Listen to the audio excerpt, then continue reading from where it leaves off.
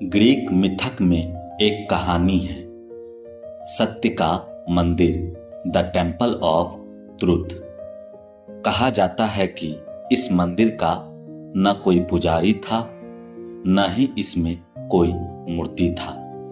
बस एक खाली कक्ष जिसमें एक बड़ा सा चमकता हुआ आईना था, जो कभी टूटता न था और न ही कभी इस पर धूल जमता था।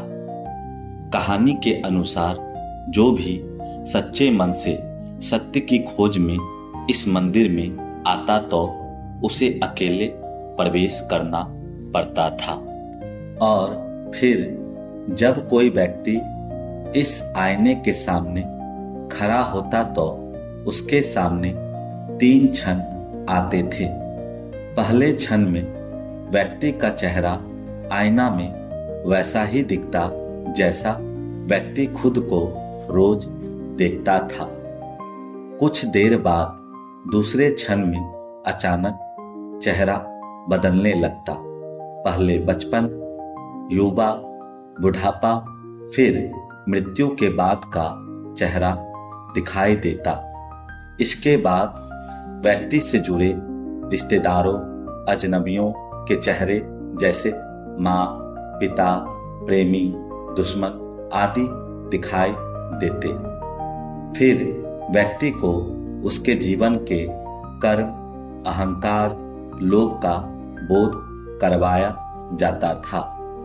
यदि व्यक्ति बिना डरे साहस से देखता तो उसे तीसरा क्षण दिखाया जाता, जिसमें आईना से चेहरा पूरी तरह गायब हो जाता और केवल एक दिव्य प्रकाश से सत्य का अनुभव होता। इस तीसरे क्षण के अनुभूति के बाद जो कोई मंदिर से निकलकर बाहर आता, वह मन के भ्रम को त्याग कर जागते हुए जीता और पाता केवल मन के भ्रम में ही माया है। सारा अस्तित्व एक ही ऊर्जा, एक ही सागर की लहरें हैं, जो उसी से जन्मती है और उसी में खो जाती है। एक बार एक विद्वान युवक, शास्त्रों का ज्ञानी, इस मंदिर में प्रवेश किया और आईने के सामने खड़ा होकर बोला, मुझे सत्य दिखाओ। आईना ने पहले उसे उसका चेहरा दिखाया, फिर रिश्तेदारों का, फिर उसके जीवन के गतिविधियों को दिखाया। युवक हंसा और बोला, यह सब माया है। मैं जानता हूं, मैं आत्मा हूं, अजर अमर हूं।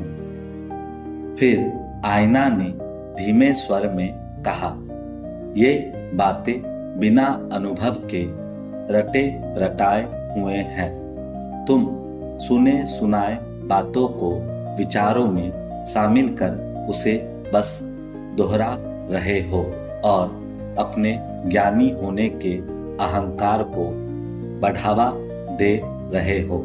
तुम्हें सत्य का अनुभव नहीं है।